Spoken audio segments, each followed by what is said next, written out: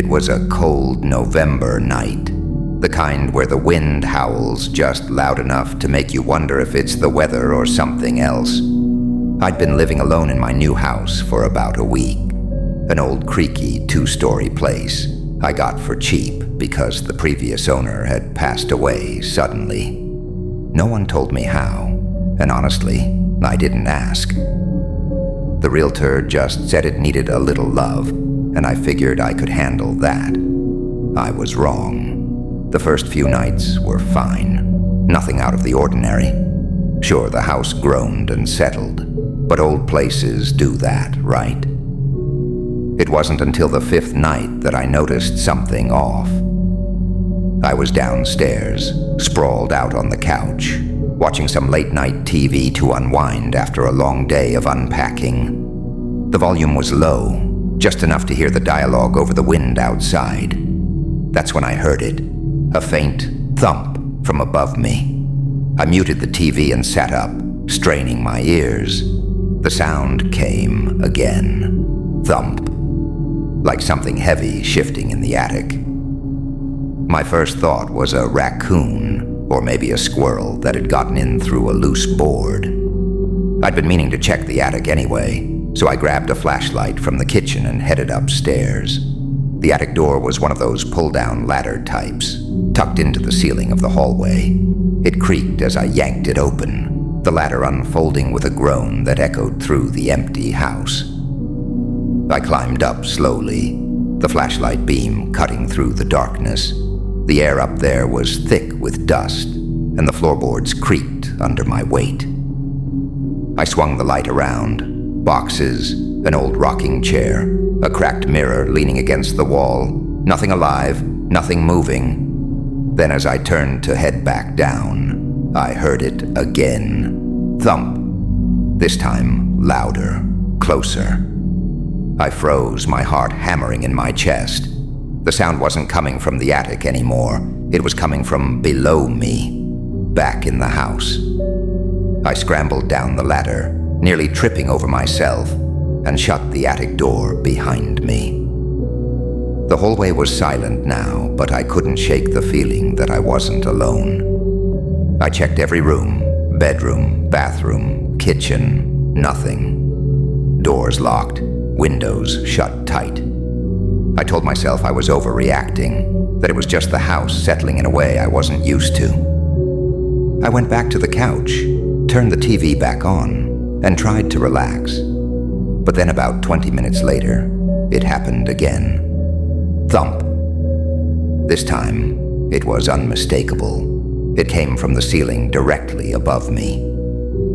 I grabbed my phone and dialed a friend, just to hear a human voice. He laughed it off, told me I was paranoid, and said to check it out in the morning. I hung up, feeling a little stupid but still uneasy. That's when I noticed something on the TV screen, a reflection in the glass. Behind me in the darkened hallway there was a shape, tall, thin, just standing there, motionless. I whipped around, but the hallway was empty. My pulse was racing now, my hands trembling as I grabbed the flashlight again. I didn't want to look, but I had to. I crept toward the hallway, shining the light ahead of me. Nothing. Just shadows. I laughed nervously to myself. Too much imagination, too little sleep. But then I heard it. A low, guttural whisper, like someone breathing words I couldn't quite make out. It was coming from upstairs again. Against every instinct screaming at me to leave, I went back to the attic ladder.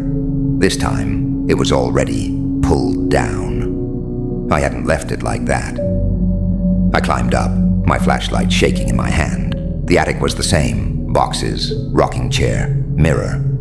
But the mirror was turned now, facing me. And in its reflection, I saw it. A figure standing behind me, its head tilted at an unnatural angle, its eyes black and hollow. I spun around, nothing there, just empty air. But when I looked back at the mirror, it was closer. I bolted down the ladder, slamming the attic door shut, and ran for the front door. It wouldn't open. The lock was jammed. The whispering grew louder, filling the house, and the thumping started again, rhythmic now, like footsteps descending the stairs. I grabbed a kitchen knife and barricaded myself in the bathroom, praying for morning. When the sun finally rose, the sounds stopped. I left that house that day and never went back. The realtor later told me the previous owner had died in the attic, hung himself from the rafters. They found scratch marks on the ladder like he'd changed his mind too late. My house was small, just a one-story rental on the edge of town, surrounded by woods. It was perfect for me. At least it was until that night in February. It started with the cold. The heater had been acting up, so I'd piled on blankets and settled in with a book.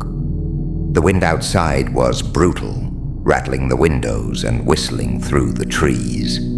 I was halfway through a chapter when I heard a tap, soft, deliberate, like a finger against glass. I looked up, figuring it was a branch brushing the window. But the tapping came again, rhythmic. Tap, tap, tap. It was coming from the living room. I set the book down and walked over, peering through the blinds. The porch light was on, casting a faint glow across the yard. But I didn't see anything. No branches, no animals, just snow swirling in the wind. I shrugged it off and went back to my book. 5 minutes later, it happened again. Tap, tap, tap. This time it was louder, insistent. I grabbed my phone and turned on the flashlight, stepping outside to check. The cold hit me like a punch, but the porch was empty. No footprints in the snow, no signs of anything. I locked the door behind me and double-checked every window, feeling a little paranoid, but mostly annoyed. I told myself it was nothing and went back to reading. Around midnight, I decided to call it a night. I turned off the lights and headed to my bedroom, but as I passed the hallway window, I froze. There, pressed against the glass, was a face, pale, gaunt, with wide, unblinking eyes staring right at me. I stumbled back, my breath catching in my throat. It didn't move, didn't blink, just watched. I blinked hard, thinking it was a trick of the light, but when I looked again, it was gone. My hands were shaking as I checked the locks again. Everything was secure. I tried to convince myself it was my imagination, maybe a reflection of something inside.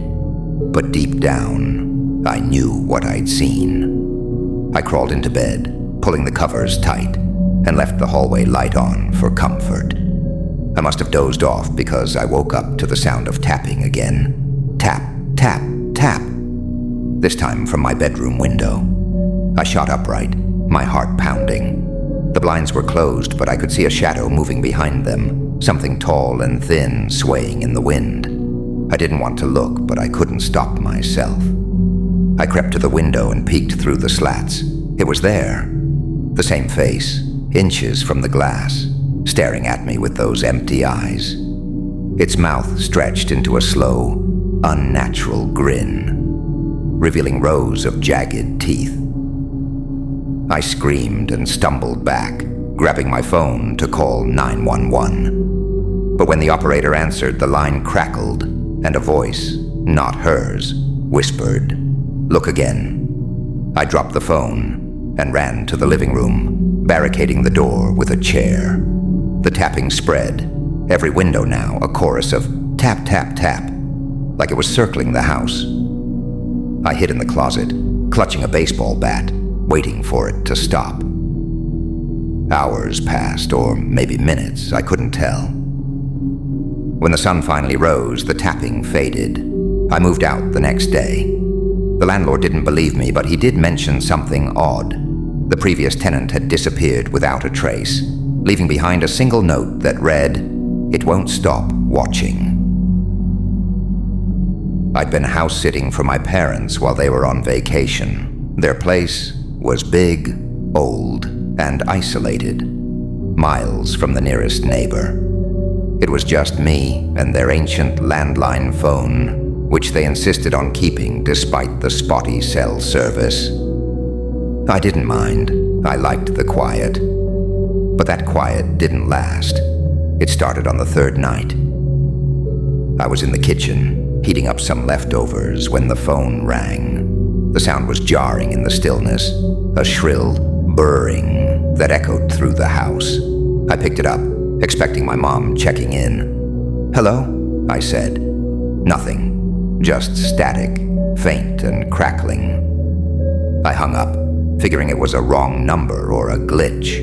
10 minutes later, it rang again, more static, louder this time, with something buried in it. A voice, maybe. I couldn't make it out, but it sounded urgent, like someone trying to speak through a storm. I hung up again, annoyed, and unplugged the phone from the wall. Problem solved, I thought. I went to bed, the house silent except for the usual creaks. Around 2 a.m. I woke up to the sound of ringing. My stomach dropped. The phone was unplugged. I stumbled into the kitchen and there it was, off the hook, the cord dangling loose, still blaring that insistent burring. I yanked the receiver up. "Who is this?" I demanded. The static roared back, and this time I heard it clearly. A voice, low and distorted, saying, "I'm here." I slammed the phone down and backed away, my mind racing. A prank? A crossed line? I checked the doors, locked, windows, shut. I was alone. I tried to laugh it off, but my hands wouldn't stop shaking as I plugged the phone back in, just to see if it'd happen again. It didn't. Not that night. The next evening I was watching TV when the power flickered. The screen went black, then snapped back on. But the audio was gone, just static hissing through the speakers. I turned it off, and that's when the phone rang again. I hesitated, then answered. The static was deafening now, and the voice came through closer. "Look behind you." I spun around, expecting nothing, but the kitchen doorway wasn't empty. A figure stood there, tall, shadowy, its edges blurring into the darkness. I dropped the phone and ran upstairs, locking myself in my parents' bedroom. The ringing followed me, somehow. Every phone in the house screaming at once, even the unplugged ones. I hid under the bed, clutching a pocket knife, listening as the static grew louder, closer. Footsteps creaked up the stairs, slow and deliberate. The bedroom door rattled, then fell silent. I waited, barely breathing until dawn broke. When I crept out, the house was empty. No figure, no ringing, just the faint hum of static lingering in the air. My parents came home the next day. I told them everything, and they laughed it off, until they checked the phone records.